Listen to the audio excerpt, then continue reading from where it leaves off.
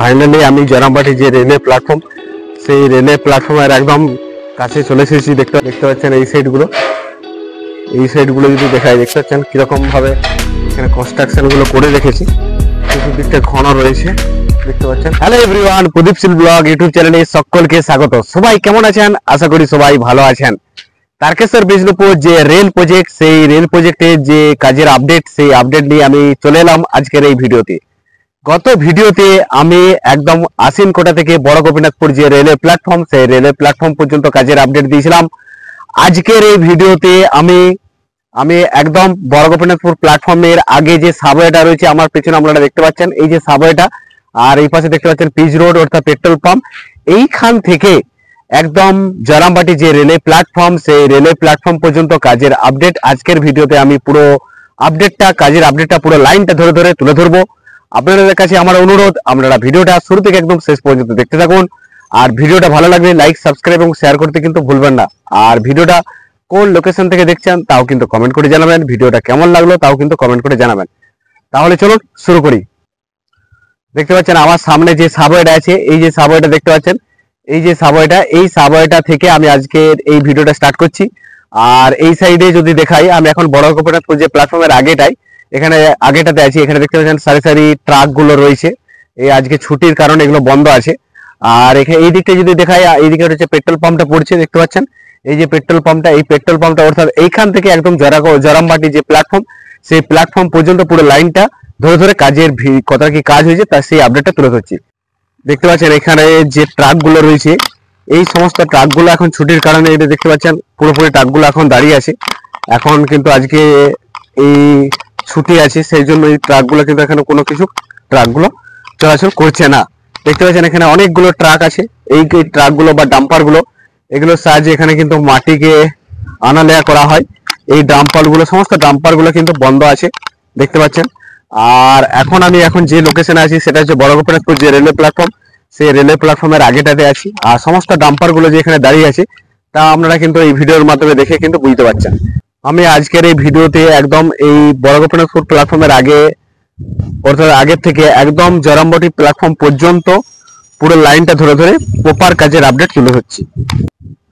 Finally দেখতে পাচ্ছেন এই যে সাবওয়েটা আছে, এইদিকে একটা রাস্তা চলে গেছে। আর এইদিকে হচ্ছে বড় গোপীনাথপুর প্ল্যাটফর্মের যে বাস স্ট্যান্ড, পেট্রোল পাম্পের কাছে, সেই বাস স্ট্যান্ডটা এখানে রয়েছে।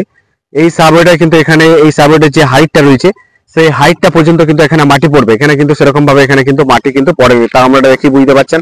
অর্থাৎ এখানে কিন্তু যে মাটি পড়বে তা কিন্তু পরিষ্কার বোঝা যাচ্ছে। অর্থাৎ এই যে সাবওয়েটের যে হাইটটা, এই হাইটটা পর্যন্ত কিন্তু এখানে মাটি পড়বে। আমি কি করছি, এই সাবওয়েটা টপকে আস্তে আস্তে আরো সামনের দিকে এগিয়ে চলছি। আস্তে আস্তে এই যে সাবওয়েটা আছে, এই সাবওয়েটা আস্তে আস্তে আমি ওভারটেক করছি। ওভারটেক করে একদম সামনের দিকে আস্তে আস্তে আমি এগিয়ে চলছি। এখানেও দেখতে পাচ্ছেন এখানেও অনেক ডাম্পার বা গাড়ি এগুলো কিন্তু দাঁড়িয়ে আছে। অর্থাৎ এই ছুটির কারণে দেখতে পাচ্ছেন আজকে কিন্তু কোনো ডাম্পার বা গাড়ি কিন্তু চলাচল করছে না। এখানেও দেখতে পাচ্ছেন অনেক ডাম্পার বা গাড়ি এগুলো কিন্তু দাঁড়িয়ে আছে ছুটির কারণে। আমি আস্তে আস্তে একদম জয়রামবাটির যে রেলওয়ে প্ল্যাটফর্ম, সেই রেলওয়ে প্ল্যাটফর্মের দিকে এগিয়ে যাচ্ছি। আর এখানে দেখতে পাচ্ছেন অনেক কিন্তু পাথর এই জায়গাটা বিষয় নামানো হয়েছে। এই জায়গাটা দেখতে পাচ্ছেন অনেক মোরাম মাটি কিন্তু নামানো হয়েছে। আর এই যে সামনে দেখতে পাচ্ছেন, এই সামনে হচ্ছে পিচ রোড বয়ে গেছে। এই পিচ রোডটা আস্তে আস্তে আমি ওভারটেক করছি। ফাইনালি আমি পিচ রোডটা ওভারটেক করে আস্তে আস্তে আরো সামনে থেকে এগিয়ে চলছি। আর এখানেও দেখতে পাচ্ছেন সাবওয়ে রয়েছে। এই সাবওয়ে গুলো সমান কিন্তু এখানে কিন্তু মাটি পড়বে।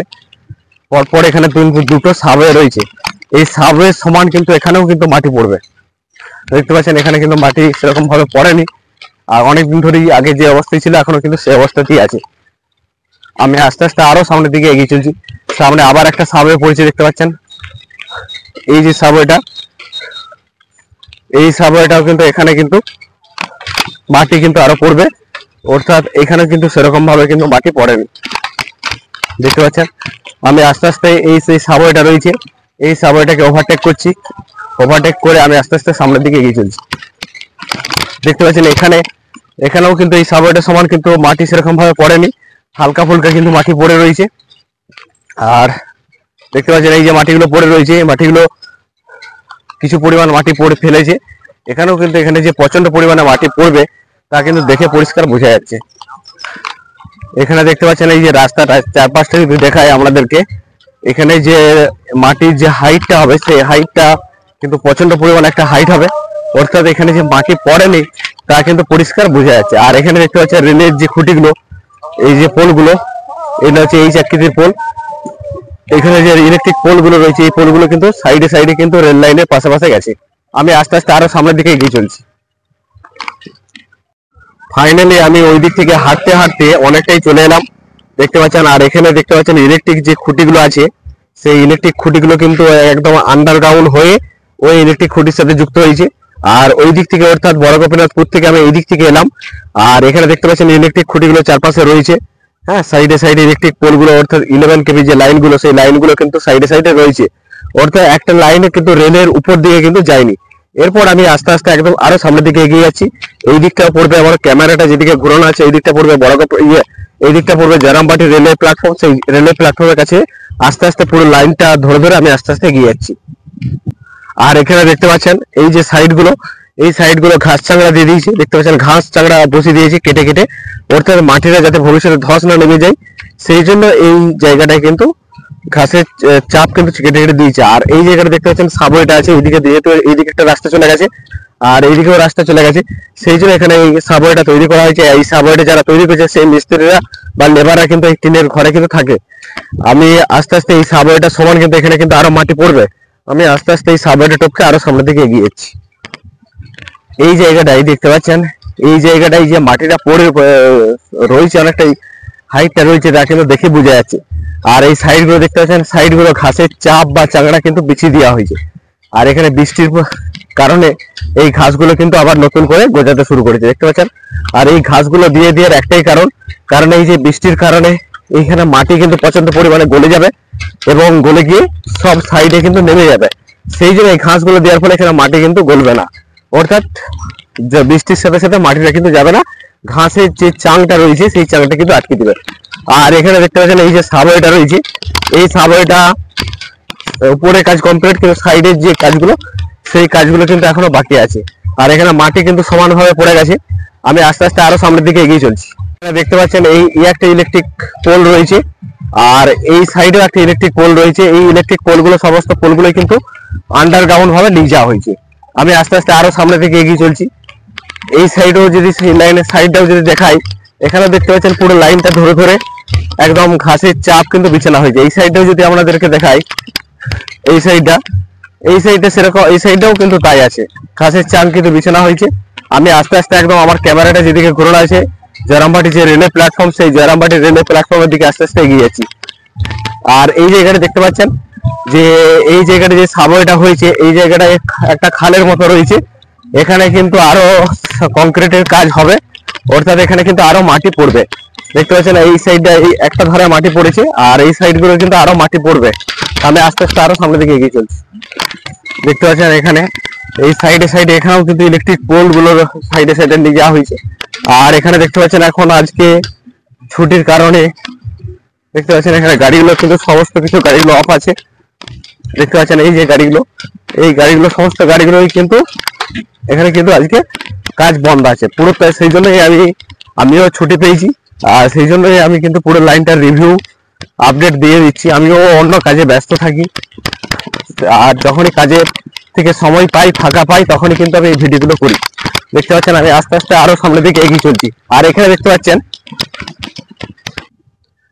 দেখতে পাচ্ছেন এই যে ইলেকট্রিক তারটা রয়েছে, এটা কিন্তু রেল লাইনের উপর দিকে ওভারহেড ভাবে নিয়ে যাওয়া হয়েছে। দেখতে পাচ্ছেন এই যে এটা হচ্ছে মেন রেল লাইন, এই রেল লাইনের উপর দিকে নিয়ে যাওয়া হয়েছে, অর্থাৎ এই যে তারটা রয়েছে এটাও কিন্তু এখানে কিন্তু মাটি পড়েনি। দেখতে পাচ্ছেন এখানে সেরকম ভাবে কিন্তু মাটি পড়েনি।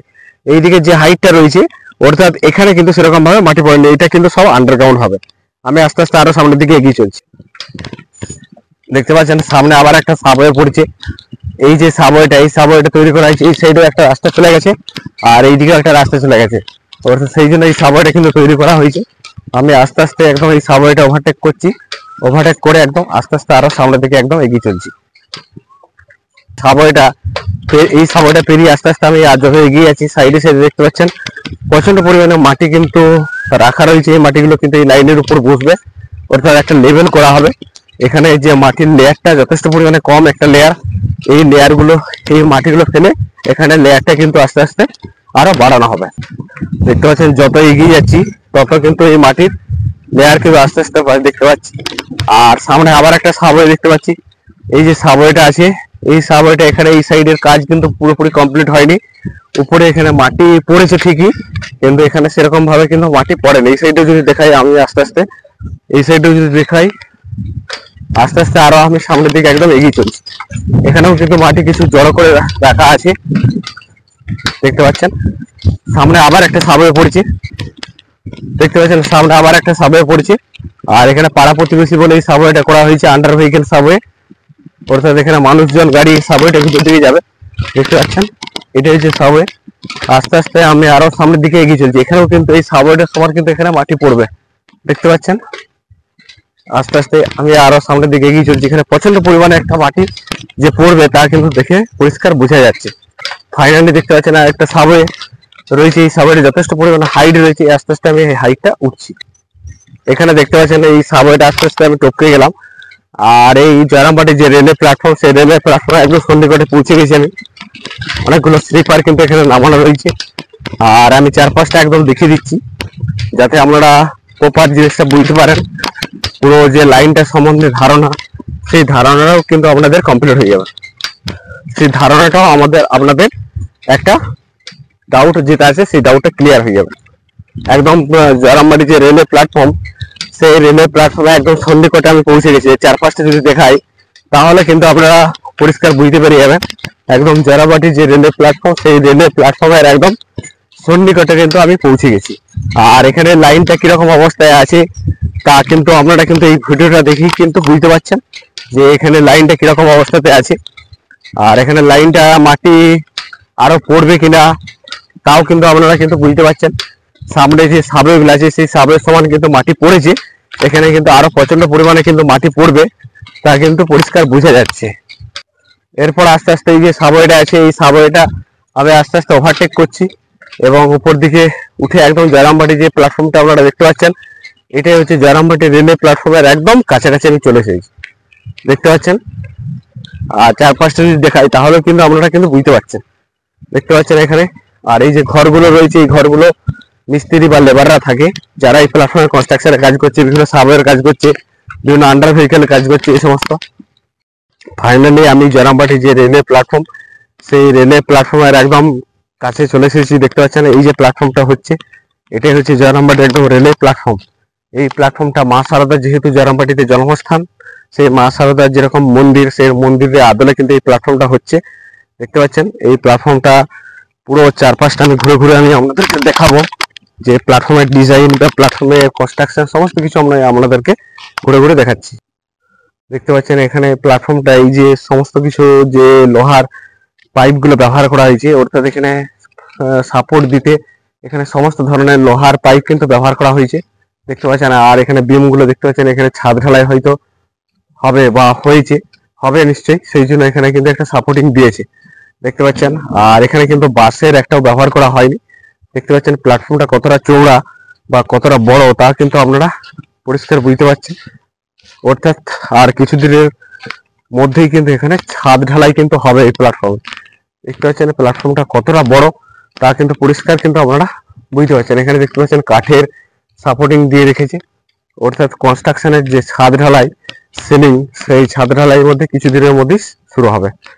আর প্ল্যাটফর্মটা যদি ভিতর দিকটা আমি আপনাদেরকে দেখাই, দেখতে পাচ্ছেন এই সাইডগুলো যদি দেখাই, দেখতে পাচ্ছেন কিরকম ভাবে এখানে কনস্ট্রাকশন গুলো করে রেখেছি। চতুর্দিকটা ঘন রয়েছে, দেখতে পাচ্ছেন।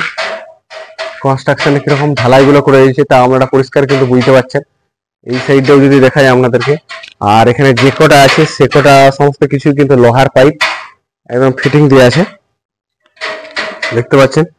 অর্থাৎ এখানে কনস্ট্রাকশনের যে ঢালাই, সেই ঢালাই কিছুদিনের মধ্যে কিন্তু শুরু হবে।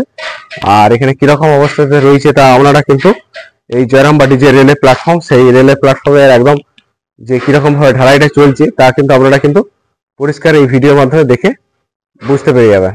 জয়রামবাটি যে রেলওয়ে প্ল্যাটফর্ম, সেই রেলওয়ে প্ল্যাটফর্মের কনস্ট্রাকশনের যে ঢালাই, সেই ঢালাই কিন্তু আমি একদম বিস্তারিত আমি আপনাদের অন ক্যামেরাতে তুলে ধরছি, দেখতে পাচ্ছেন। এখানে ছাদের উপরেও কিন্তু অনেক লোহার যে রডগুলো সেগুলো রডগুলো কিন্তু বেরিয়ে আছে, অর্থাৎ আবার এর উপরে কিন্তু আরেকটা তালা হবে।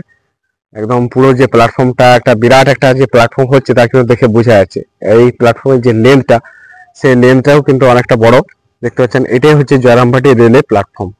আর এই প্ল্যাটফর্মের চারপাশটা যদি দেখায় দেখতে পাচ্ছেন, এখানে সমস্ত গাড়িগুলো কিন্তু দাঁড়িয়ে আছে। এই সাইডে যত গাড়ি আছে সমস্ত গাড়িগুলোই কিন্তু দাঁড়িয়ে আছে। এখন কিন্তু কাজ বন্ধ আছে, ছুটি আছে বলে। এখানেও কিন্তু আরো জোর কদমে কাজ শুরু হবে। আর ভবিষ্যতে যে কতটা কি কাজ হবে তারও আপডেট কিন্তু আস্তে আস্তে নিয়ে চলে আসবো এই চ্যানেলে। ফ্রেন্ড, আজকের এই ভিডিওতে আপনারা দেখতে পেলেন আমি একদম বড়গোপীনাথপুর যে প্ল্যাটফর্ম, সেই প্ল্যাটফর্মের আগে যে সাবওয়েটা আছে, সেই সাবওয়েটা থেকে একদম জয়রামবাটি যে রেলওয়ে প্ল্যাটফর্ম, সেই রেলওয়ে প্ল্যাটফর্মটা পুরো লাইনটা ধরে ধরে আজকের এই ভিডিওতে কতটা কি কাজ হয়েছে সেই আপডেট আজকের এই ভিডিওতে আমি তুলে ধরলাম। আপনারা যে এতক্ষণ ভিডিওটা দেখলেন ধৈর্য সহকারে, তার জন্য আপনাদেরকে অনেক অনেক ধন্যবাদ জানাই। এইভাবেই প্রদীপশীল ব্লগ ইউটিউব চ্যানেলের সাথে যুক্ত থাকুন।